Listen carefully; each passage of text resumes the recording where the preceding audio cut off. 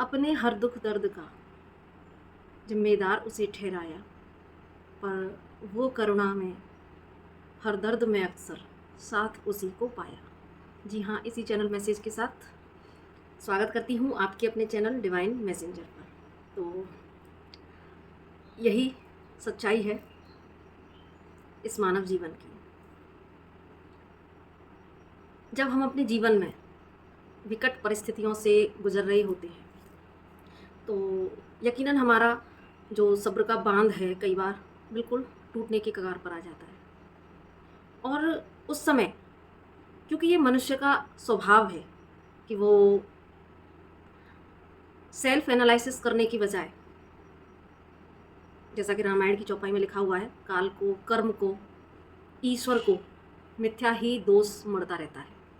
बजाय इसके कि अपने भीतर आत्ममंथन किया जाए, वो बाहर एक दोषारोपण की एनर्जी में, ब्लेमिंग एनर्जी में आ जाता है। कई बार खुद को भी दोष देता है। ऐसा नहीं है कि सेल्फ एनालिसिस करता भी है तो वहाँ पर उसका जो तरीका होता है वो थोड़ा गलत होता है कि जहाँ पर हमसे कहाँ चूक हुई, बजाय इसके हम कहाँ एक्शन ले सकते हैं, बजाय इस पर विचार करने के हम वर्दी नहीं हैं, हमारे तो भाग्य में ही नहीं है, तो हमारे साथ ही अक्सर गलत होता है। तो इस तरह की जो एक सेल्फ विक्टिम वाली एनर्जी है उसमें आना, और साथ में जो जैसा कि रामायण की चौपाई में तुलसीदास जी ने लिखा है कि ईश्वर पर भी दोष लगा देना। और मुझे जो आज पंक्तियाँ चैनल हुई उसमें भी वहाँ पर ईश्वर के लिए ही था कि अक्सर हम अपने जीवन की जो विकट परिस्थितियाँ होती हैं, अपने जीवन की जो असफलताएं हैं, कुछ भी गलत घटित होता है तो हम सीधे सीधे, हमें कोई नहीं दिखता तो हम या तो लोगों पर या सिचुएशंस पर या फिर हम डायरेक्ट उस परमपिता परमेश्वर पर जिसकी हम संतान हैं, सीधे सीधे उस पर ही प्रश्न चिन्ह उठा देते हैं। और कई बार उसके लिए बड़े ही गलत शब्दों का हम चयन करते हैं। ईश्वर तू बड़ा बुरा है, तू हमेशा हमारे साथ ही बुरा क्यों करता है। हम ऐसे शब्द भी यूज़ करते हैं।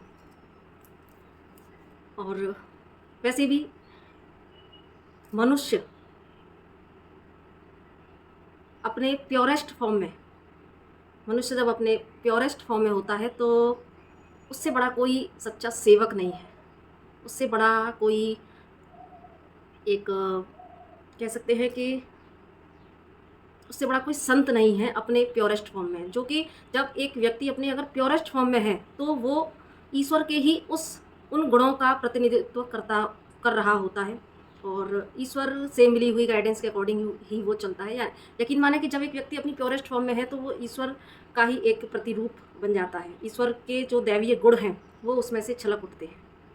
तो यहाँ वो अपनी हर सिचुएशन का, अगर उसकी लाइफ में कुछ गलत भी हो रहा है तो उस सिचुएशन का, उन परिस्थितियों का वो जो बागडोर है वो खुद लेता है। वो खुद उसकी रिस्पॉन्सिबिलिटी लेना जानता है कि यहाँ अगर चीज़ें गलत जा रही हैं तो यहाँ मुझे देखने की ज़रूरत है कि कहाँ कुछ क्या गलती है। वो होता है एक इंसान का एक प्योरेस्ट वर्जन। लेकिन जब मनुष्य अपने एक इसको कहते हैं ना डिस्ट्रॉयड वाली जब वर्जन में होता है, जहाँ पर कि वो इस माया जाल के लूप में फंसा हुआ होता है, एक मैट्रिक्स में फंसा हुआ जब व्यक्ति होता है, तो वहीं उसकी जो दृष्टि होती है, क्योंकि वो अवेकन नहीं है, तो यहाँ पर वो इस तरह की एनर्जी में आ जाता है कि जहाँ पर कि वो अपने भीतर जाने की बजाय वो बाहर वो सारी चीज़ें खोजने का प्रयास करता है कि जहाँ पर हम अपनी लाइफ की होने वाली चीज़ों का, जो गलत चीज़ें जो हो रही हैं उसका ठीकरा हम सामने वाले व्यक्ति पर फोड़ दें। और कोई नहीं मिल रहा तो चलो ईश्वर पर ही फोड़ देते हैं कि तू है जो कुछ है, तूने गलत किया है, क्योंकि मैंने तो कभी किसी का बुरा नहीं किया। अक्सर यही सोच होती है। और यकीन माने सोच ये हर व्यक्ति की है कि इस जन्म में तो मैंने किसी का कुछ बुरा नहीं किया, फिर मेरे साथ ही क्यों ऐसा है। तो जब हर व्यक्ति की यही सोच है और हर व्यक्ति ने किसी के साथ कुछ गलत नहीं किया है तो फिर गलत किसने किया है। क्योंकि मेरी प्रीवियस वीडियो में भी डिवाइन ने जो गाइडेंस दिलाई हैं तो उसमें भी ईश्वर ने कहा है कि भाई ना वो सज़ा देता है ना वो माफ़ करता है, ये वो कर्म फल तराजू है जो हमेशा न्याय करता है। तो ईश्वर बिल्कुल ईश्वर को कोई लेना देना नहीं है, वो निश्चल है। जो कुछ करती है प्रकृति करती है, ईश्वर तो सिर्फ देना जानता है। वो करुणा का सागर है। वो जो पंक्तियों में आया कि हम ईश्वर को ही दोष लगाते हैं कि तूने किया, लेकिन कौन होता है हमारे साथ जब हम उन विकट परिस्थितियों में होते हैं। संसार की तरफ हम पहले भागते हैं कि हमें कहीं से कोई हेल्प मिले, कहीं से कोई हेल्प मिले, और कई बार हमें हेल्प मिलती भी है, कई बार नहीं भी मिलती है। और हेल्प मिलती भी है तो क्या वो हेल्प बिना ईश्वर की कृपा के आपको मिली? नहीं। अगर आपको आपको ईश्वर ने विकट परिस्थितियों में डाला, जो कि यहाँ हम कह सकते हैं, लेकिन वो विकट परिस्थिति ईश्वर ने नहीं डाली, वो विकट परिस्थिति हमारे ही अपने खुद के कर्मांश के बेस पर हमारी लाइफ में आती है। तो लेकिन जब आप विकट परिस्थिति क्रिएट हमने खुद कर ली अपने कर्मांश से, अनअवेयरनेस में, लेकिन उन विकट परिस्थितियों में भी हम ईश्वर पर दोष तो लगाते हैं, लेकिन और बाहर की तरफ हम एक हेल्प की अप्रोच लगाते हैं कि हमें बाहर से हेल्प मिले, लेकिन यकीन मानो सज्जनों कि हमें हेल्प भी उस ईश्वर की कृपा के बिना नहीं मिल सकती। यहाँ पर भी हमें ईश्वर का धन्यवाद अदा करना चाहिए कि अगर आपको कोई ऐसे मित्र, ऐसे संबंधी या ऐसे आपको मेंटोर आपको अगर मिलते हैं जो कि आपकी प्रॉब्लम में आपको सॉल्यूशन देते हैं, आपके साथ खड़े हैं, तो यकीन मानो ये आपके पुण्य कुछ कर्मास थे उनका, और प्लस उस ईश्वर की ही एक कृपा का फल है जो आज आपको हेल्प भी मिल रही है। अदरवाइज इतनी अगर कुछ बहुत ज़्यादा विकट परिस्थितियां हैं, वहाँ पर आपको कोई रास्ता नज़र नहीं आ रहा, तो कई बार इंसान को कहीं से भी हेल्प नहीं मिलती, तो इंसान इतना टूट जाता है कि आप इसका नतीजा जो देखते हैं सुसाइडल एक्ट में देखते हैं, क्योंकि बंदा इतना टूट चुका होता है उस समय कि उसको कहीं कोई रास्ता नज़र नहीं आता।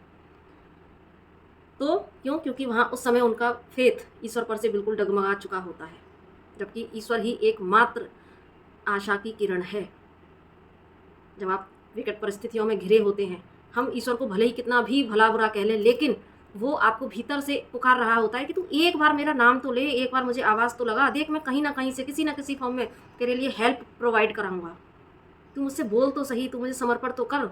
लेकिन नहीं, हम अपनी चीज़ों का जो रिस्पॉन्सिबिलिटी है वो तो हम नहीं लेना चाहते, लेकिन हाँ, हम दोषारोपण ज़रूर करना जानते हैं। बाकी हम ईश्वर से हेल्प नहीं मांग सकते, क्योंकि हम इतने अंदर से हमारी आशाएं ही ख़त्म हो जाती हैं, और हम जो एक व्यक्ति एक ब्लेमिंग वाली एनर्जी में आ जाता है, तो वो फिर किसी के छोटे से प्रयास को भी वो सराह नहीं सकता।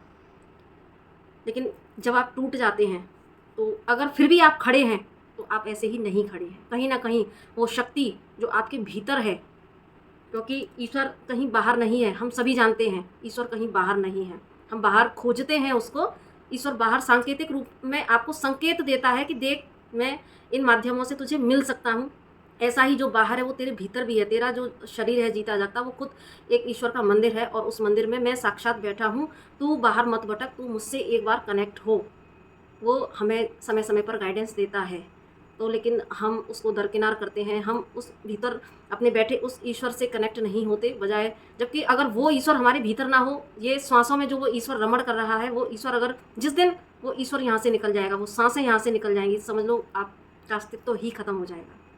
तो ईश्वर जो हमारे भीतर है, आप और हम खड़े ही तब हैं जब वो ईश्वर हमारे भीतर है, और बजाय इसके जब और वो भीतर है तभी वो हमको संभाल भी रहा है, तभी हम खड़े भी हैं।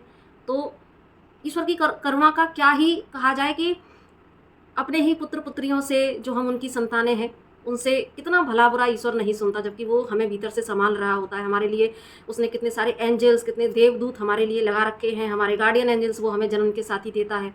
लेकिन बावजूद इसके हम ईश्वर की करुणा को नहीं देख पाते, उसके निश्चल प्रेम को, उसके निश्चल प्रेम पर हमारी नज़र ही नहीं जाती। हम सिर्फ और सिर्फ उस पर दोष लगाते हैं, तो बड़ा बुरा है, तूने ऐसा किया, तूने वैसा किया। एक प्रश्न चिन्ह हमेशा हमारे भीतर उस परम शक्ति के लिए हमेशा रहता है, जबकि जो कि हमें भीतर से शक्ति दे रहा है। क्योंकि अगर वो ईश्वर हमें अंदर से संभाल लेगा नहीं, जिस दिन उसने वो सच में हमसे गुस्सा हो गया, जो कि वो नहीं हो सकता, लेकिन सपोज मैं एक बात कह रही हूँ कि अगर जिस दिन वो हमसे सच में गुस्सा हो गया, हमारा अस्तित्व खत्म हो जाएगा, हम नहीं खड़ा रह सकते। हम खड़े ही तब हैं जब वो हमें भीतर से सहारा दे रहा है। तो इसलिए सज्जनों, मुझे जो यहाँ चैनलाइज हुआ कि बजाय इसके कि हम दूसरों पर दोषारोपण करें और ईश्वर को भला बुरा बोलें, जो कि वो उससे बड़ा कोई करुणा का सागर नहीं है। उसको करुणा का सागर क्यों कहा जाता है, उसको दया का सागर क्यों कहा जाता है? वो जगदीश है, जगत का ईश्वर है, हर घट में वो विराजमान है, जड़ में, चेतन में। और जब वो आपके भीतर है तभी तक आप खड़े हैं, अदरवाइज़ हम लोग खड़े भी रहने के काबिल नहीं हैं। तो यहाँ पर हमें सेल्फ एनालिसिस करना है, हमें अपने भीतर उतरना है, और भीतर से जब आप भीतर उतरेंगे तो भीतर वो आपके हर प्रश्न का उत्तर लिए हुए खड़ा होगा। आपको किसी भी माध्यम से वो आपके हर प्रश्न का उत्तर देगा और आपको भीतर से संभाल रहा होता है। अगर हम विकट परिस्थितियों में होते भी हैं ना, तो वो सब बाहर की हैं, लेकिन भीतर से वो आपको संभाल रहा होता है। यकीन मानो तब ही हम खड़े हैं। तो अब आई होप ये जिसके लिए भी मैसेजेस हैं, कुछ लोग हो सकता है इस एनर्जी में हों कि जो इस समय थोड़ी सी ब्लेमिंग की एनर्जी में हों, या कहीं कुछ प्रश्न उनके अंदर से ईश्वर के लिए उठ रहे हों।